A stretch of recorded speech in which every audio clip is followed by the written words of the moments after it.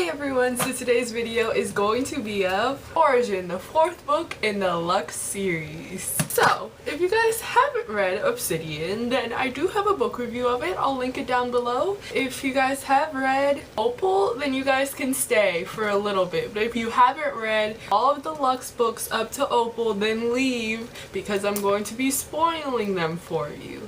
If you have read Opal but not Origin, you can stay for a second and then I'll talk a little bit about what happens in Origin without any spoilers. All of you guys have read Opal, right? Okay, so this book obviously took a different turn than the rest of the books for obvious reasons because first of all, it doesn't take place in West Virginia like the rest of the books do. And then there's this dual point of view that we have. I was so happy when I was right about that. It just made the book so much better.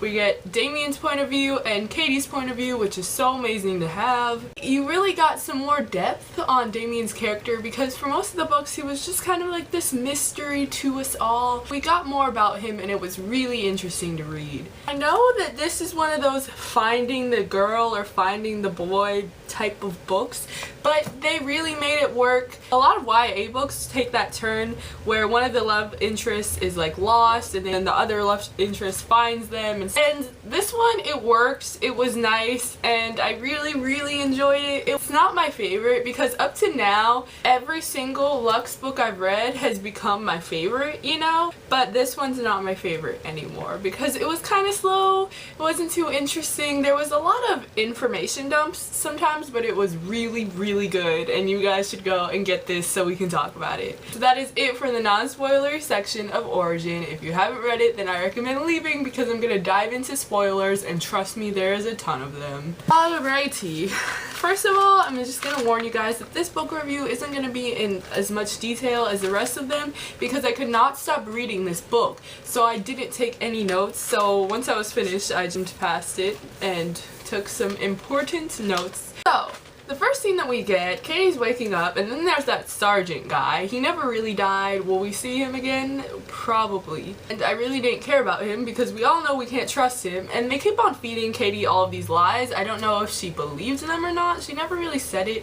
This is the first of the Lux books where we didn't really have a clear point of view on what Katie's thinking. Like, it's not clear and it kind of had that Twilight feel to it just because we never knew exactly what Bella was thinking. We had to just kind of make inferences. I found myself doing a lot of making inferences in this book. Then we hear from Damien's point of view and then he's with the leader of the place. What is his name? Ethan. Yeah, his name is Ethan. He's about to get like exiled and he can't stay and I'm like, oh my gosh, let's not, Damien. I mean, come on, we know you need her in your life, but come on, let's not make some rash decisions here. But he did anyway, and that's kind of his personality. And then, in the end of my last book review, I was talking about how Damien better not do a Dawson and just go crazy trying to find Katie and not really have a plan in mind. He just kind of goes and finds her, and he did the exact same thing, and it was so annoying. But it was worse in this book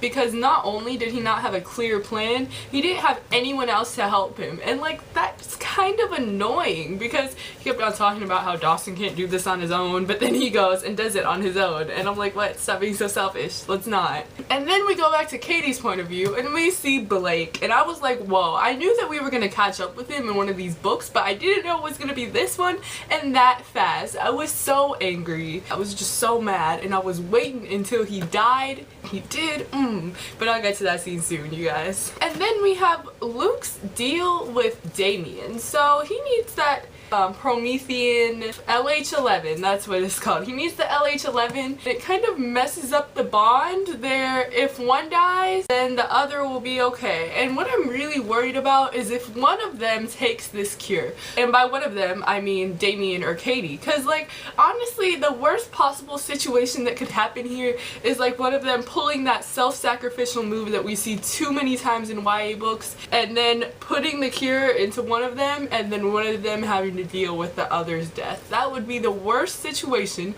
and I really hope that doesn't happen because that would be extremely predictable. And so Damien turns himself in, and then they go to Nevada. And it's Area 51, which is really cool because for a while I was really obsessed with it and I wanted to know everything about it before I realized that no one would ever tell me what it was about. And so when Damien goes to Area 51, he's like, I'll do anything to see her. And I'm just like, great, Damien, I know you want to see her, but let's not make a deal with the devil here. Just wait, you'll see her soon enough anyway. They do see each other, and that scene was just the cutest when he's like, everything's gonna be okay. And I was like, ah. And then we have this whole thing with the origins. So the origins are a mix of a hybrid and Deluxin, and I kind of got that Vampire Academy feel with it, you know? Anyways, I kind of got that feel to him. Like, I felt really creeped out, and I felt really scared for Damien and Katie, because I thought they were just gonna like force them into it and like try and make themselves breed these origins,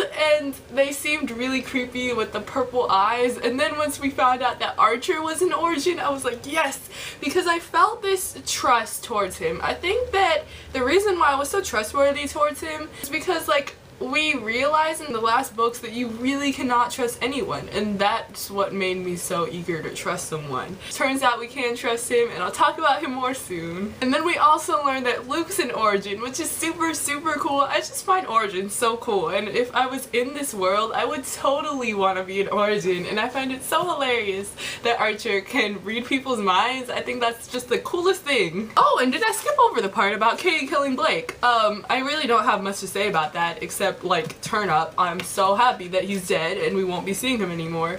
And he was asking for it when they were in that room, and he was like, why didn't you tell Damien about us kissing and us cuddling? I was like, yeah, you're about to die, man. And then we had this escape scene. Oh my gosh, whew, the nerves. Oh, Archer was in on it, and I was like, Archer, come on, let's get out. I was scared that Archer was gonna die at this point, but also I was really pulling for Archer to make it back with the rest of the gang, which he did, because I could tell that storyline with Archer and Ash. I could see it from a mile away, and I'm so happy. We'll talk about that more soon too. But anyways, that escape was epic, and it was just so crazy. The rum, they just keep on pulling a rum everywhere, and I'm just like, oh my gosh. Yeah, that was just crazy. And then the motel scene, that was hilarious too, and how everyone caught up with them in the motel, and it was so funny to me. It was just And then we have this reunion with Damien's family and Ash's family, and it was so nice, and it was so heartwarming just seeing everyone just come back together. And now let's talk about this Archer and Dee situation here.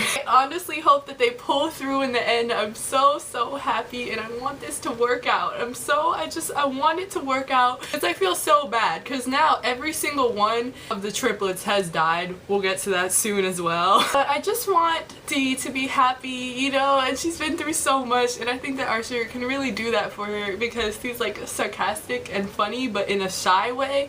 I'm pretty sure I'm starting to like Archer more than I like Damien, because sometimes I find Damien really, really annoying. It turns some people on, but like sometimes he's just annoying to me. And then let's talk about Matthew now. Oh my gosh. When I first read that part about Matthew being a traitor and trying to pull them in, it didn't make sense to me, because I don't understand, after everything that he's been through, he'll still be on their side. I'm not really comprehending this. We never got any clues in, and that storyline to me just isn't really plausible. I don't know. It just doesn't make sense to me why Matthew would do that. Maybe he's just a bad person who, like everyone else, is crazy about trying to protect the ones they love. But then again, he does also love Damien, so what's up with that? But we never really got a clear explanation on it, because, you know, he died. Then, like right after that whole Matthew scene, everyone just evacuates the place, because now they need to go on the run. And the highway scene, oh my gosh, I was so terrified. That whole entire section was just terrifying to read. Everyone running, and then them turning into their true forms, and then when the military starts killing humans to keep them quiet, I was like, whoa, that is just insane. Whoa, whoa, whoa, whoa, whoa. And then that's when Andrew and Ash die, and I feel really, really bad at that moment, because they really didn't need to die, and they didn't deserve to die. They died protecting them, and it's really sad how all of the triplets are gone. I would have never predicted that all of them would be dead by the 4th book, but you know. Oh yeah, and then we have this whole thing about Bethany being pregnant. She's gonna have an origin baby. What? what? Will we see it in opposition? I'm so excited for opposition. There's so many unanswered questions and I'm so excited to get them answered. But what do you think this baby is gonna be like? Is he gonna be crazy? Is he gonna be well trained? Like, I really don't know what's gonna happen and I'm so excited to find out what's gonna happen because I'm really scared. Will this pregnancy really pull through? I'm kind of nervous about it.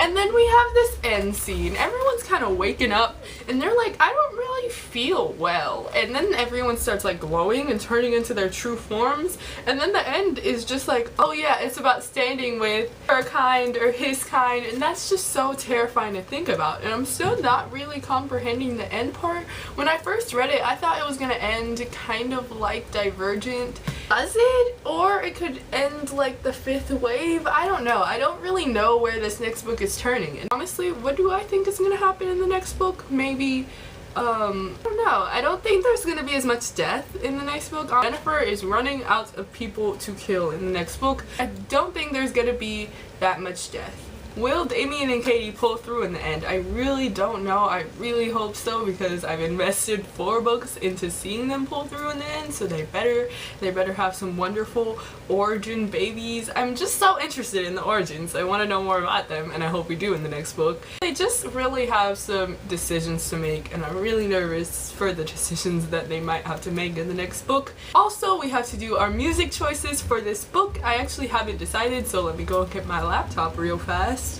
I kind of want to go with Still Into You by Paramore, but I'm not going to choose that one. Okay, I know that you guys are probably sick of hearing songs from the Vampire Diaries, but literally I have like their entire soundtrack on my Spotify for like all seasons. Ungodly Hour by the FRAY.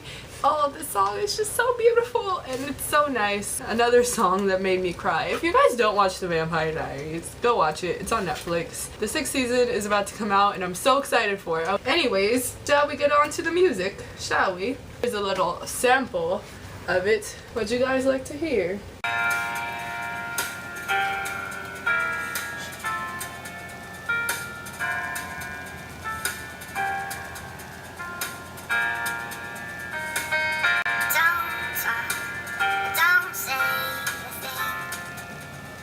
Your eyes, they tell me more than your words. Don't go, don't leave me now, 'cause they say the best way out is through. And then short on words occurred. She begins to leave because I knew her bed is now much heavier.